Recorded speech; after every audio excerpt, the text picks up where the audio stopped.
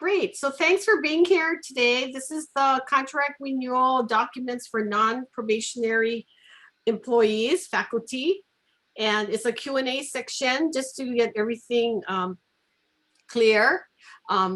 This afternoon, I sent you the recording for the electronic submission. So you can take a look at that, how to submit it. And then also I sent you the link to the Academic Affairs webpage that you can find the dates when everything is due, which is March 5th. And also some of the forms, if you still need the forms. I know I gave you the forms back in November or around that time. So this is basically maybe Q&A more. And I have a question just to get clear, Kahele and Kulamanu. So they are going to be assigning them an account, right? Because we weren't quite sure if they were going to assign them account or they just scan their documents and just put it in their drive, or how that's happening. They were supposed to opt in or out, yeah, of the all online. When I checked with Kathy the other day, she said all accounts have been created already. Oh, Yeah, good. and then Everybody everybody's has supposed to have access, yeah. Okay.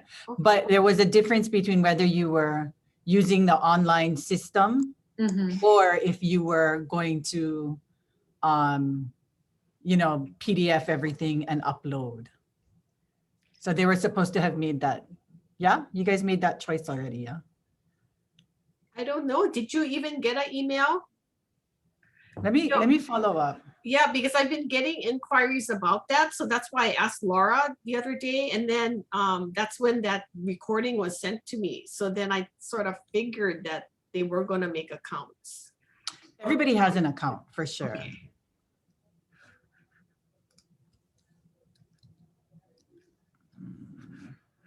So you can do it one of two ways. You can do it, you know, as I was telling you guys about,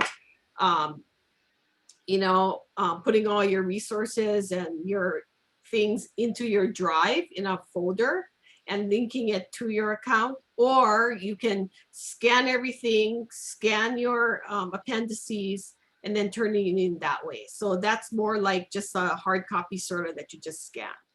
Yeah. I recommend to try to use the system if you can, because it's much, much easier, you know, to link up your resources or your references. So Kahele, is it one way you could do it is to just write it right into the program, and then the other way is to upload PDFs into the program, is that right? But I think you had to opt into that part to be able to access the online options. I'm not sure if they were even asked. Yeah, that's the impression I got from the questions. Were you guys asked, Gemma, to opt in? I honestly don't remember. Yeah, I remember that campus-wide meeting where I thought they were just like, you're in there. If you're up, you're in. Like if you're up for renewal, your thing's in there. You just had to find it. Maybe I'm wrong. I don't know. That was a while ago. Yeah, I guess she's checking for us, which is good. So we know if we can do it that way, it would be really much better. Okay, any other questions?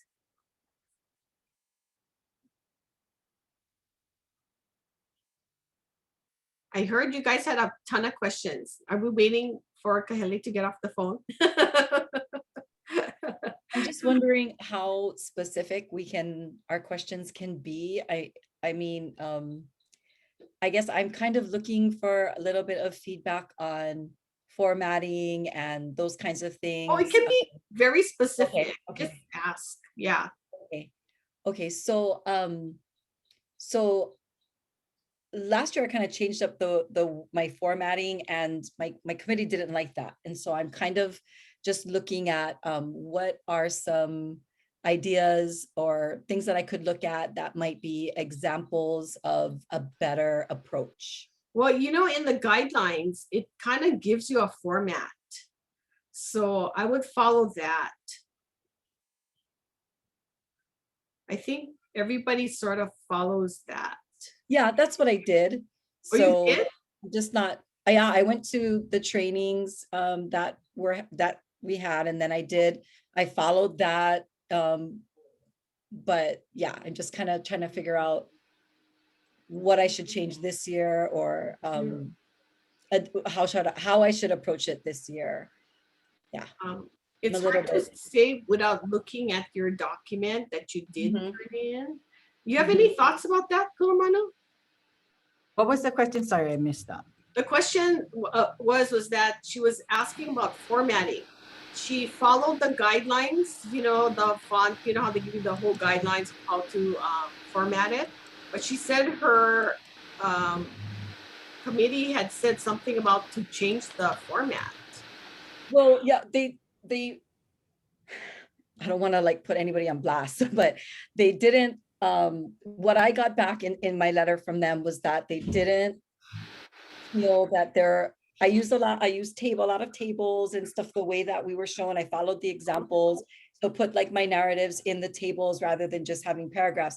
And that's what they didn't like. They thought that it should have been more written in like paragraph form. And so I was just kind of confused about, okay, I would thought I say- was following the guidelines, but what I would say is that when you're writing it, think about it like you're writing an academic paper. You know what I mean? So like what you would expect from your students, you know, use charts where they're helpful, but I think it's safe to say that there's a significant part that would just be narrative. You know what I mean? So that's what, and actually that's what when I was thinking about what advice I would give, that's the advice I would give. So think about it like an academic paper, you know, the same ways you would, again, ask your students to, you know, make sure that the organization is there, check everything, you know. One thing was even citations, like, I would say that you should include, like if you mentioned something, like especially in a philosophy, right? You should be citing some sort of established either philosophy of education or of your discipline or, you know, something like that. So that's the one thing that I would say. And I have a, for everybody, if you wanted to see it, I have the APA 7, sort of like a cheat sheet of how to do citation. So say you're citing a book or something or a web page, then just the proper way. So I'll send it to you guys. Here's a really good, easy way is you go into Google Books and you find the book and you click APA citation and it gives it to you. Easy Bib is good too. Yeah. This is even easier. Oh my God. Yeah, and cut and paste.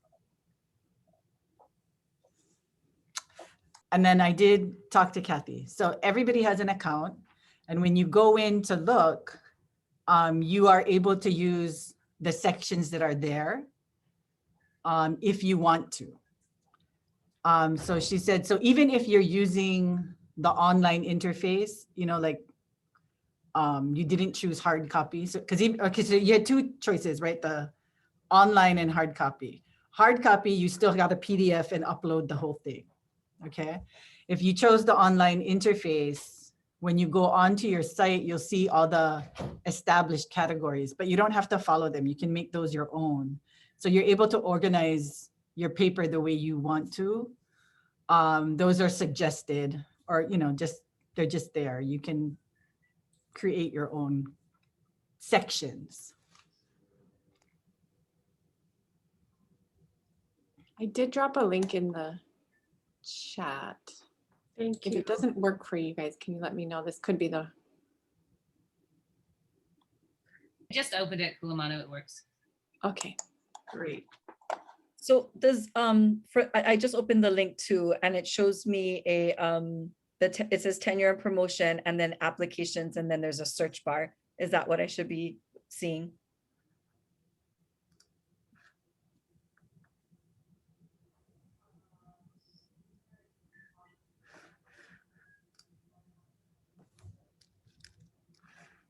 And Velma dropped something in the, yes, so Kathy would have sent out all the, Oh, there we go. Yeah.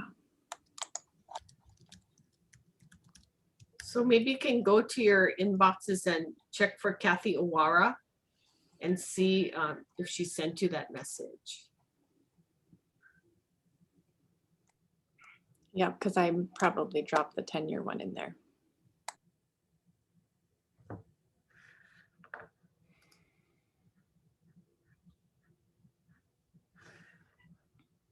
I would say it's very, I mean, another tip, it's very helpful to use hyperlinks. It makes it really easy for the reader to, you know, if you mention a particular thing and you have something in your appendix, hyperlink it, makes it real simple to read.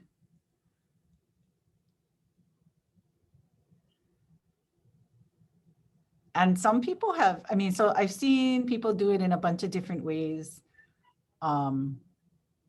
You know, they hyperlink maybe their they hyperlink their appendix for sure, right? So instead of compiling it, it's just a list of links.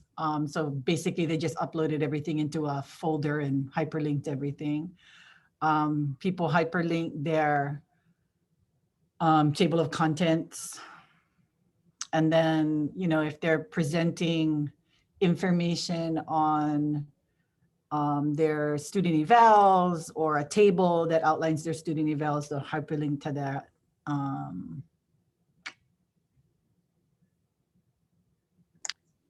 Yeah, I think it takes a little bit of time to conceptualize how you want to present your piece, and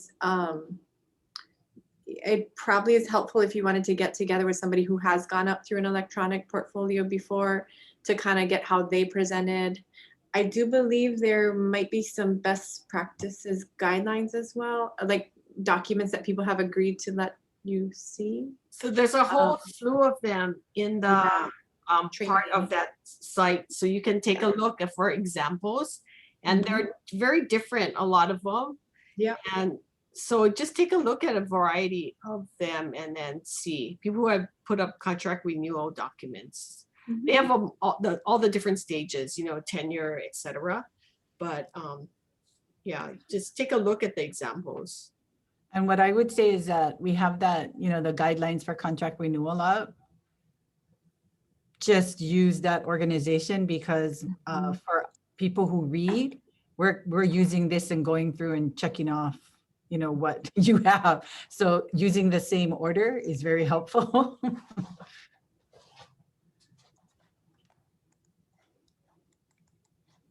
I have a question that's kind of specific to my position, and maybe Kula Manu, I don't know, you might have an answer for me, but it's kind of tricky because Louis is technically my PI. So was that resolved as to like who my contract renewal should go to initially? So the non-instructional DPC, Okay. Hula Manu is the department chair. So it goes, Same like they last all year. go to her, yeah. Okay. And then they go out to your various, like if you're under Karen or if you're under Louis or if you're under academic affairs. Okay, thank you.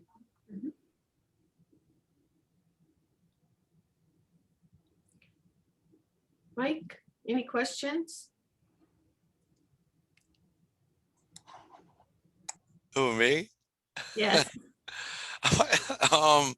No, the only question I had, Joyce, that I asked you about, and maybe I can get clarification to see if this is okay. Almost all of my assignments that I have are posted on my website. And so can I just link it to the assignment? Is that okay? And talk about the password. Kulamano's saying yes, so I'm gonna say, Yeah, I think well, it's yes. password protected. I mean, it's only like UHMC 151, or it's not complicated, but I just felt like I always have it password protected just for the student, so people aren't taking assignments or messing So with it would just, because you want to give examples of your assignment. Right. Like if I'm explaining the Socratic seminar assignment and I'm like, here's a link, you can read how it's set up and what they have to do. And then, you know, there's a rubric on there already, you know, so. Yeah. That's okay. I mean, All right. yeah, because if you're, even if like you're going to include it in your appendix, you can just link all of that. You don't have to actually, Okay, cool. Thank you. whatever would work in a Google Doc will work here. Okay. Yeah, I think, and contract renewals are a little bit different than TMPs, right? Because nothing can be, you're not supposed to put password protected things on the tenure and promotion side. Just to Really? think, yeah, just because it's anonymous, right? So you can't have people log into anything, Oh, if that okay. makes sense. Yeah. So, well, I mean, I don't think I'm gonna be doing that for the tenure push for a while. Right, Yeah, right, so right. okay. Just giving you a context. Okay. Yeah. Good to know. Thank you. Mhm. Gemma, any questions? No, I think I'm okay. I don't think Okay, I have any great. questions right now. Thank you. Julie, you have any comments? No, thank you, Kulamanu, for saying that, because password protection is something that doesn't normally happen in a tenure and promotion.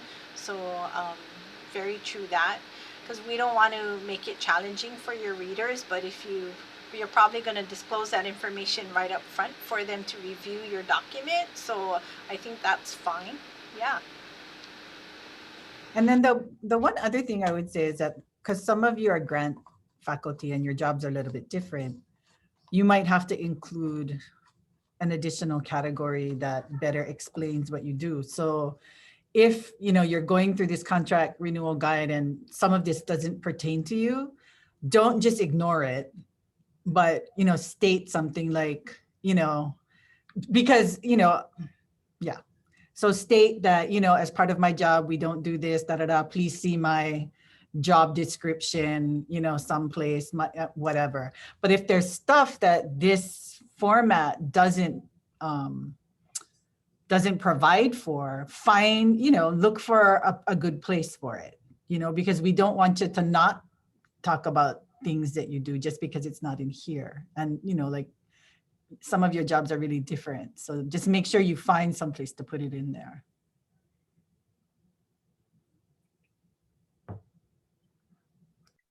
I think earlier someone was saying that there were some examples. I'm sorry, I missed that.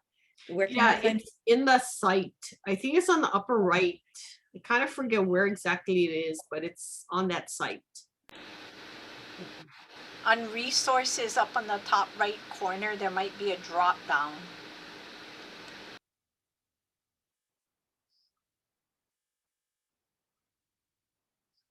And there's really a lot of examples, many, many examples. Yeah, it's under the help. Pull down help and document dossier library. There's a ton of them. What site is that on? So Tenure and it's promotion. A tenure and promotion site where you would go in to do your document. yeah, the link from Kathy or the one I dropped in the chat. Thank you. And Okay. just, Oh, sorry, just verifying that it's the same site, right, for contract renewal. Because I'm not tenure and promotion. Yeah, okay, perfect. The same site. Okay. Aubrey, anything? Any questions? No questions. Great. Velma, you have any questions? No questions. The only other thing that I might say is that for some of you, you've been doing contract renewals year after year. Highlight growth and change and innovation. Yeah. And sometimes if yeah.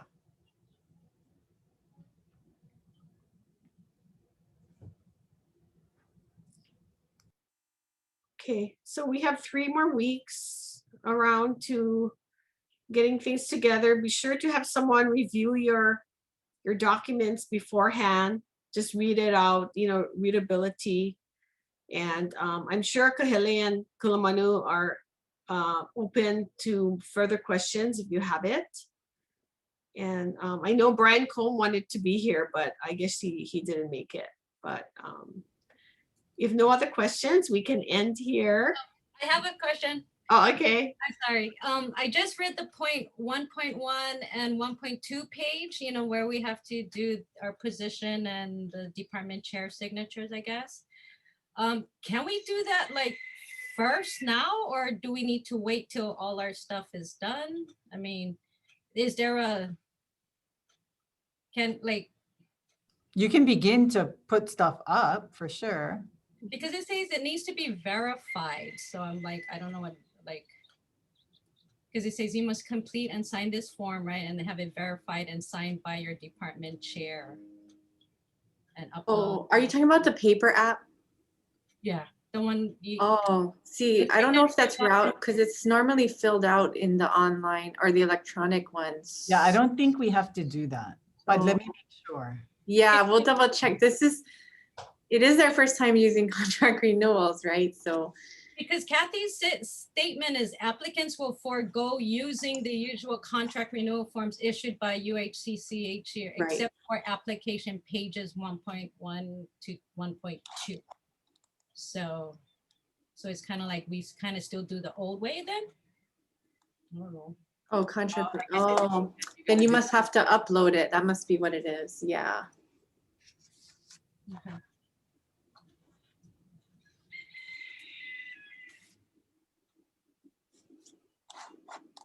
Michael Ryan, I had to look twice. I was like, who is that? I know, right? I haven't shaved or cut my hair since like May. And then I saw the hat and I was like, wait, I know. Yeah. I actually have a bunch of people who want hats. I don't know if they still have any over there. I'm like, I haven't been to the school. I can't get you a hat. Like, leave me alone. I think they probably have some. I'm sure. Okay. I'll find out. But yeah, I've let myself go just a little bit. No other questions? Okay, thanks for coming. And I will have the recording available in case you wanted to review some of the answers, as well as the other resources. Thank you so much, everybody, for Thank everything. you. Appreciate it. Aloha. Joyce, are we gonna do this again in a couple of weeks or no? For you and Gemma, yes. So you can yell at me some more. So you can motivate me a little bit more. Yes.